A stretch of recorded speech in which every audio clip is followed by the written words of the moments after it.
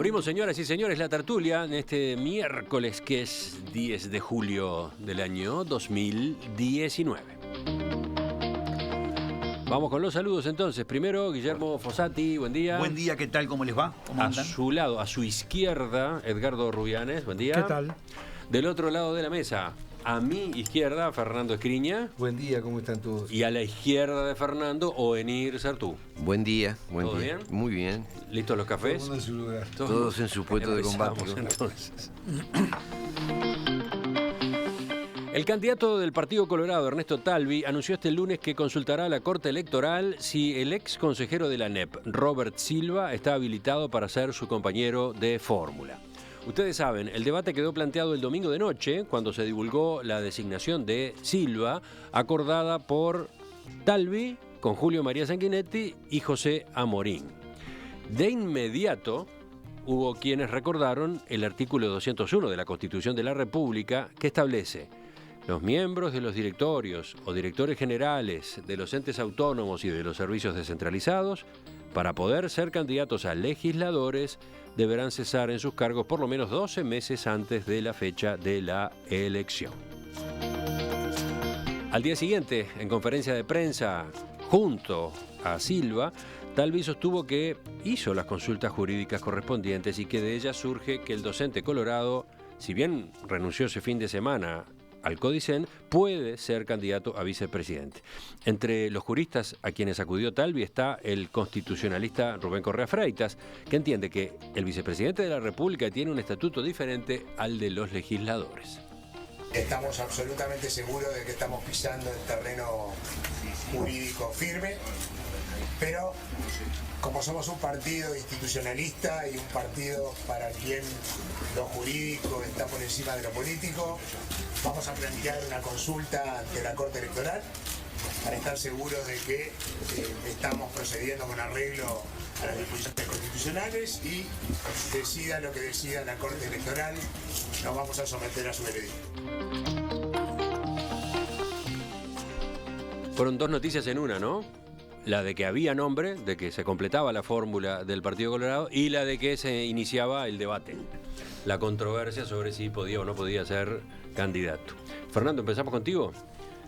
Bueno, sí, yo creo Estás que directamente involucrado. Desde el mismísimo cerno de Ciudadanos habla Fernando Escriña. Sí, no desde antes de la decisión, sino desde la decisión, y con una gran alegría, porque considero que fue muy acertada la designación de Robert Silva, a quien conozco desde la campaña anterior.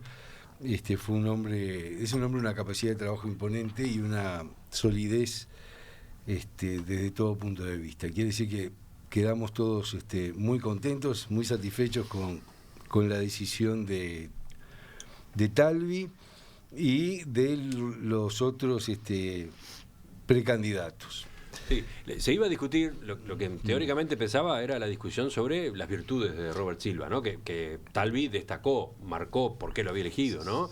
Un abogado, un docente, un hombre proveniente del interior, del departamento de Tacuarembó, un colorado de muchos años que formó parte de los equipos de Germán Rama durante la reforma en el segundo gobierno de Julio María Sanguinetti, un hombre apadrinado por Sanguinetti, con lo cual tenía respaldo amplio dentro del partido, y bueno, que Talvi ubicaba como candidato a vice de manera de simbolizar la importancia que le adjudicaba a la reforma educativa pendiente, ¿no? Él también participó en la reforma de Rama, a una edad muy temprana.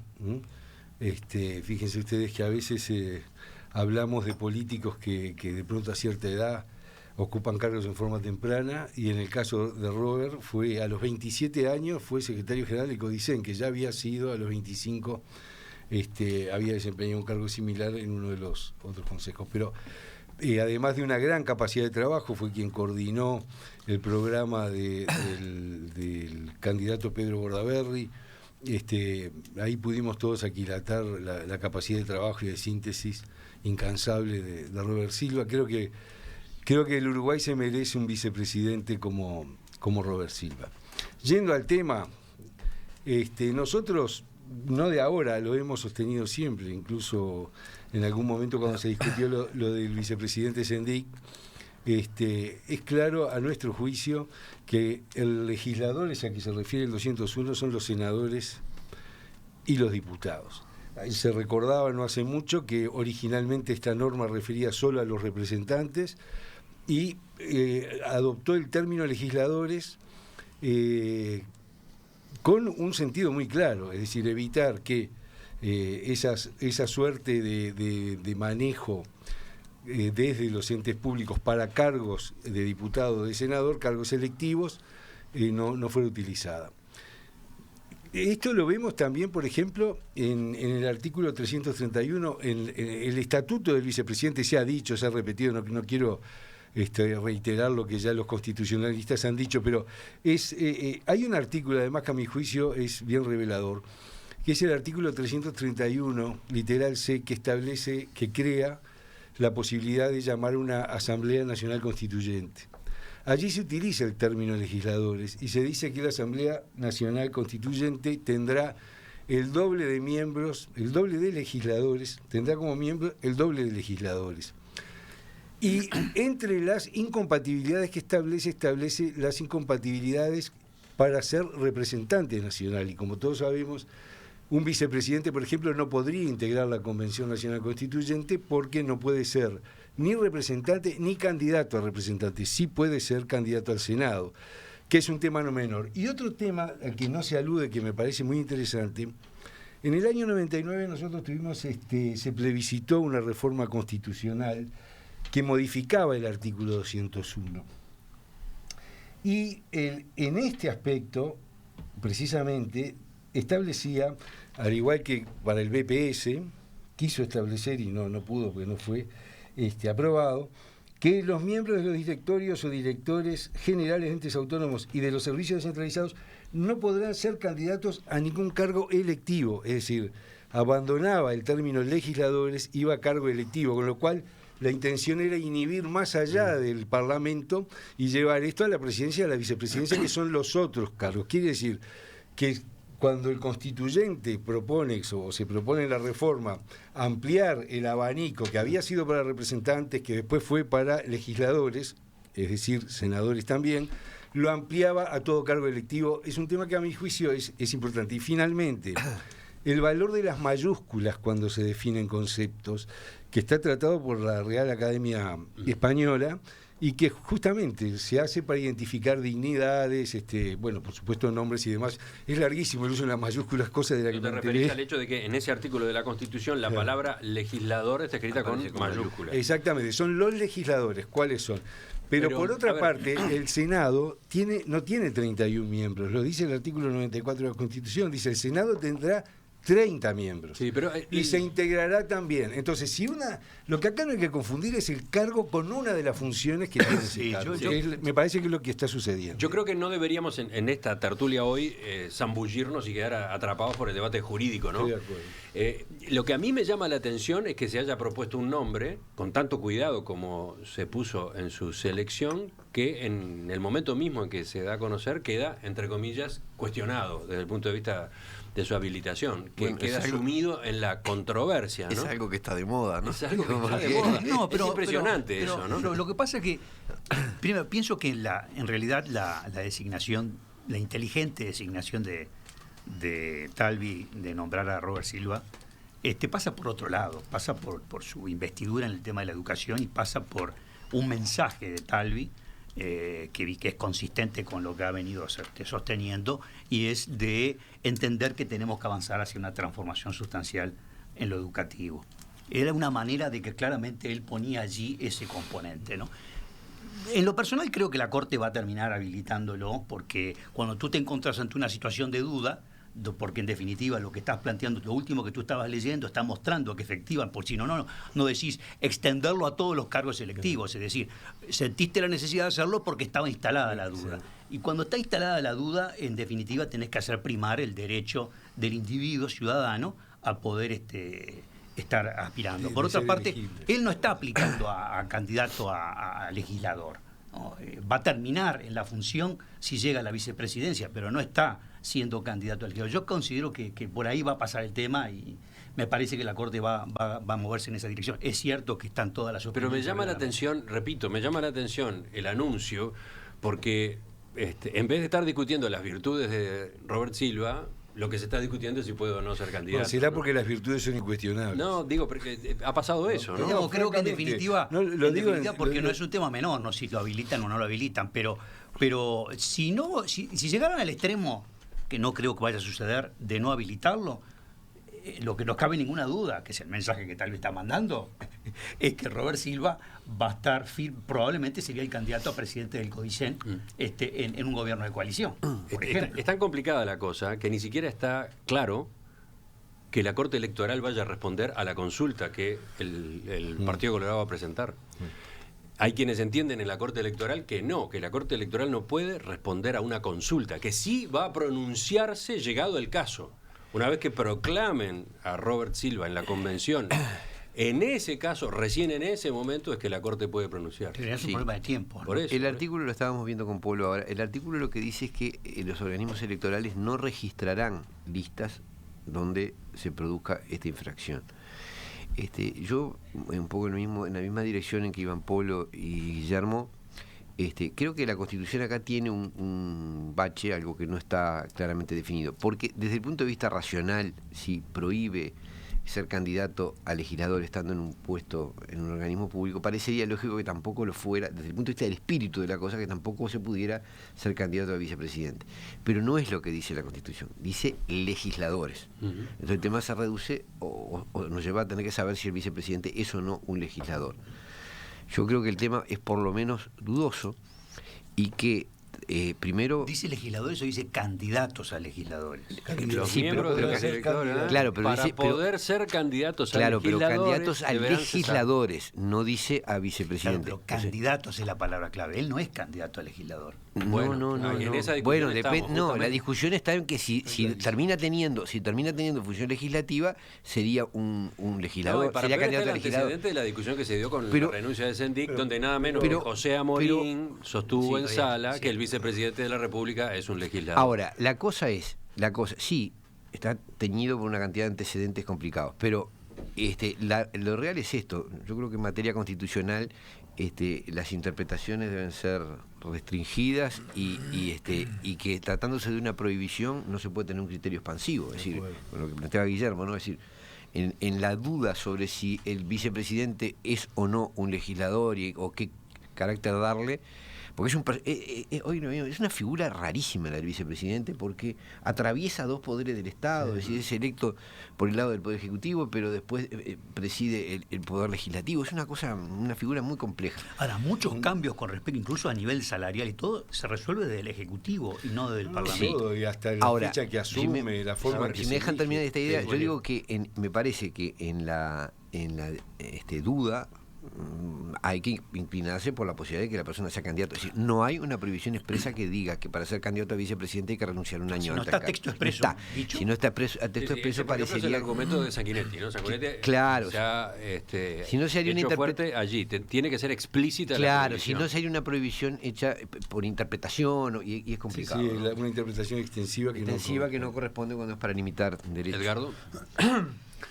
Bueno, yo no voy a entrar un poco ni profundamente en el tema de jurídico, que indudablemente se ha planteado que hay constitucionalistas que dicen eso y Rizzo dice lo opuesto, ¿no? También Corseñac, a veces a Corseñac se le cuestiona un cierto tinte político. Corseñac lo dice ahora, ¿no? Los dos se habían pronunciado en el caso de Sendic, ¿no? Claro, entonces, pero digo... Creo que los dos se habían pronunciado en el caso de Sendic, que estaban un poco atados por una interpretación previa que habían hecho. En el caso de Rizzo, porque Corseñac cambió de posición. Pero Rizzo, por ejemplo, que constitucionalista muy reconocido, emergente, digamos, también, más joven, digamos, ha sido claro en esto. En el sentido popular, si a mí me dicen que es el vicepresidente, para mí es el jefe de los legisladores. Porque yo digo, de su tiempo de trabajo, ¿cuánto juega en el poder legislativo y cuánto en el poder ejecutivo? El 99,9% del tiempo está legislando. Pero ese no es no puede ser el criterio para saber. No es un criterio, es un articulador con el Ejecutivo. Vamos hablando de a uno, todos ya hablaron, falta el cuarto. Yo lo que digo es, Del punto de vista popular, no dije del punto de vista constitucional. Yo digo, del punto de vista popular uno entiende al vicepresidente como el presidente que dirige el Senado, el que dirige la Asamblea General, y el 99.9 de su tiempo, de todo su periodo de 5 años, tiene que ver con la actividad legislativa, no con la actividad del Poder Ejecutivo. Eso es una realidad. Entonces uno piensa que es el jefe de los legisladores. Lo que he visto por experiencia en Centroamérica, que incluso en otros lados el vicepresidente integra el Poder Ejecutivo porque está separado. En algunos países está el presidente o el vicepresidente que no cumple funciones legislativas, en el caso de algunos países centroamericanos que he conocido. En este caso, vuelvo a repetir, el 99.9% de su tiempo está dirigido a la labor legislativa. Y ya hubo una cierta discusión. Ese es un punto, bueno, que lo laudará la Corte Electoral ahí.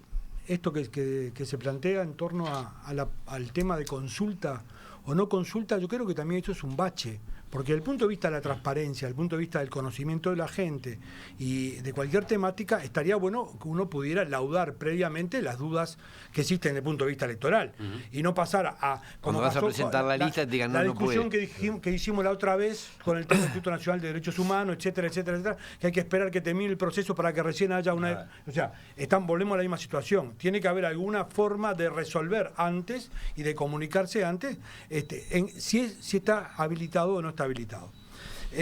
Hay 2 bibliotecas. Cuando se dice que lo jurídico está por encima de lo político, yo digo, la mitad de lo jurídico está por encima de lo político y la otra mitad está en contra, porque en estas cosas ocurre que no es tan claro de lo jurídico determine cuál es la biblioteca que tiene que funcionar. Por lo menos hay otra biblioteca. Y ese es el punto cuando no está claro. Bueno, está. Acá hay otro punto que me interesa marcar en torno a esto. Ayer decía que era una chicana política, Ope Pasquet, en el reportaje que le hiciste. ¿Que era una chicana política el debate? No, el debate no. La chicana política, el decir que él, siendo autoridad del CODICEN, porque no había sido aceptada su renuncia, fue utilizado su nombre en esa reunión y mandado un tuit donde se lo planteaba como candidato. Estás hablando del otro debate, porque esa es otra discusión. Eso es lo que quiero oír. Sí, al participar el domingo de noche o de tarde en la casa de Talvi, de esa reunión con Talvi, Sanguinetti y Amorín, Robert Silva, que todavía era consejero de la ANEP, violó o no la Constitución. Claro, cometió un delito electoral por la medida que permitió que su nombre haya sido usado, que lo dice expresamente la Constitución, para una definición político-partidaria como la que estaban tomando 3 actores reunidos en ese lugar. Y eso es un hecho.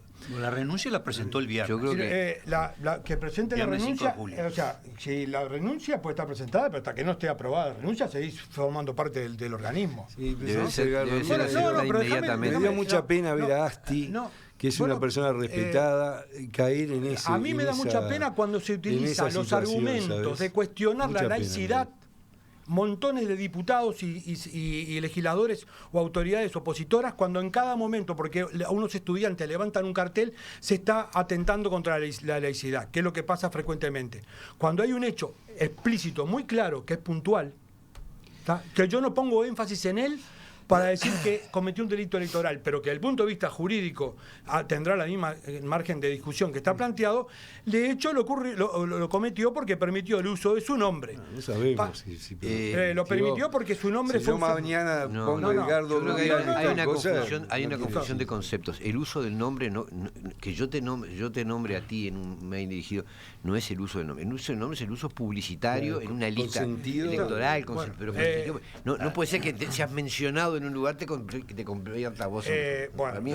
Habrá una discusión en torno a eso, porque eso no hay mucha discusión sobre eso. No existen antecedentes sobre eso de que si alguien es mencionado en una comunicación privada se considere que está dando su nombre para el uso público.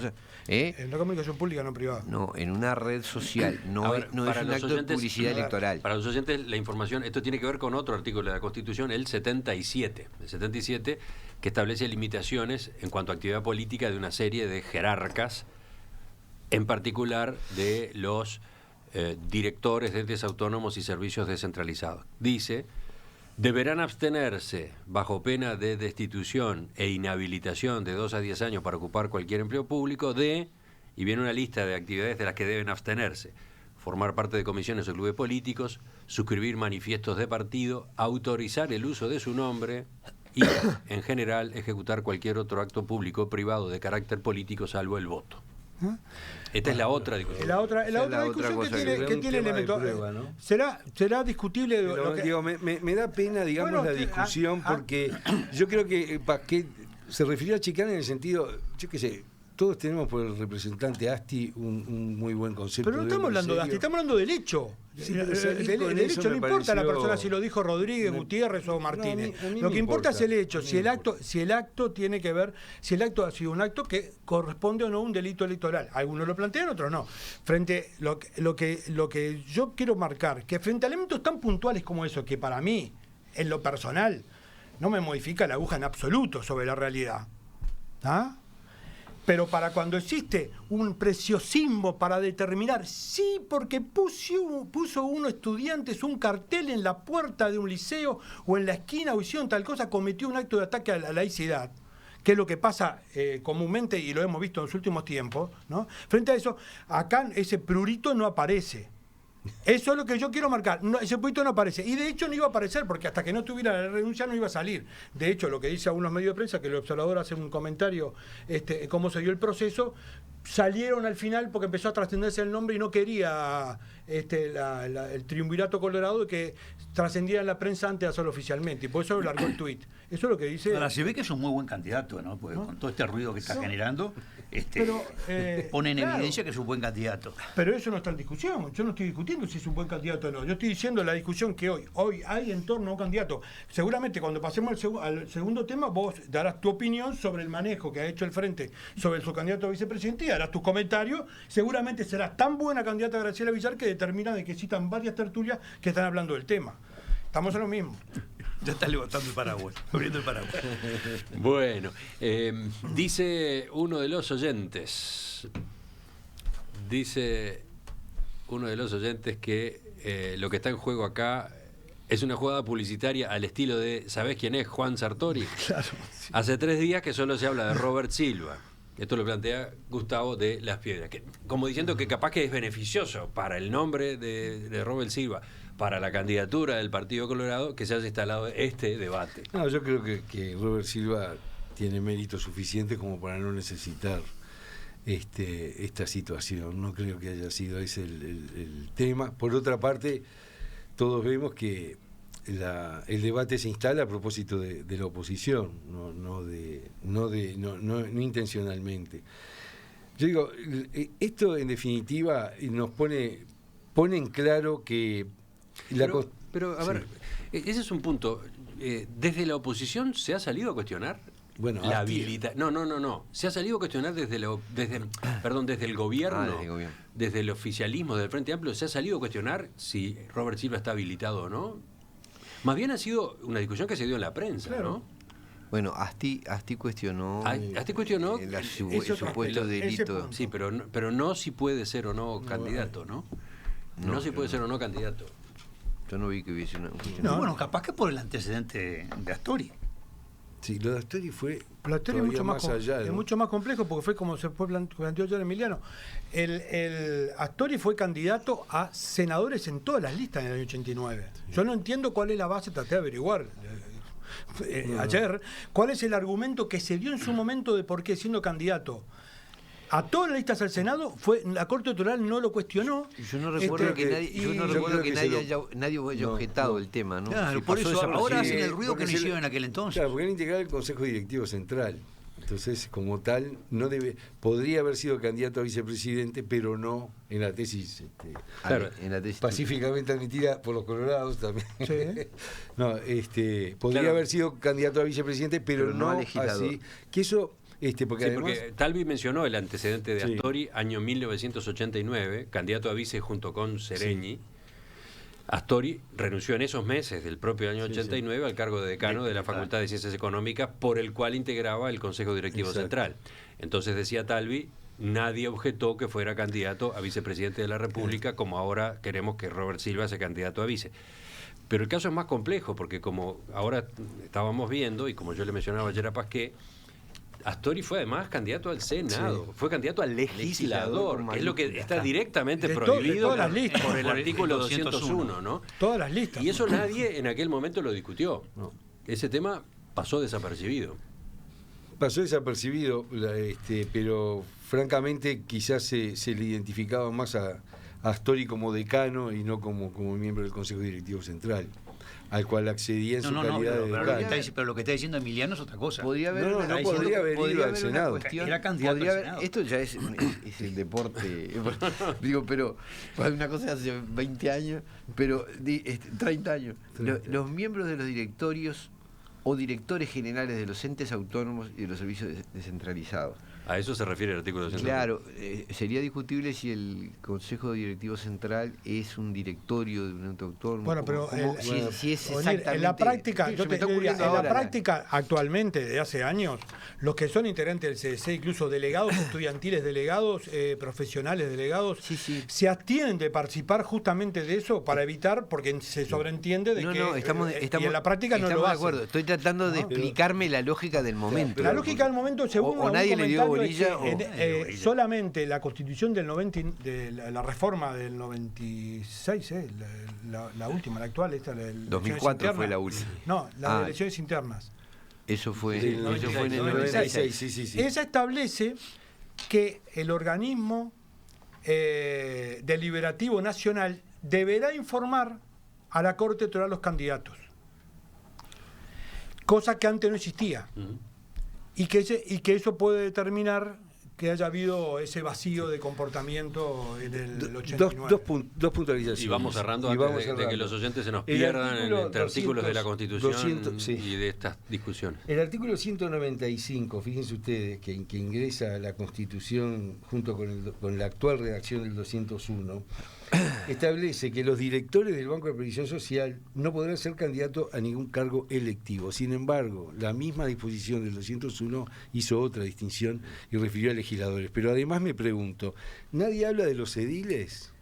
¿Acaso si vamos a tomar el término legisladores en su sentido funcional, más amplio, de la función que se cumple, los ediles son legisladores, porque la ley, la Constitución dice que los decretos de la Junta Departamental son ley dentro de su jurisdicción. Entonces, ¿están incluidos en el término legisladores los ediles? A nadie se le ha ocurrido, porque todo el mundo lo entiende como que está referido a senadores y a representantes. Ya continuamos en esta edición de La Tertulia. Ya pasamos de un vice a otro.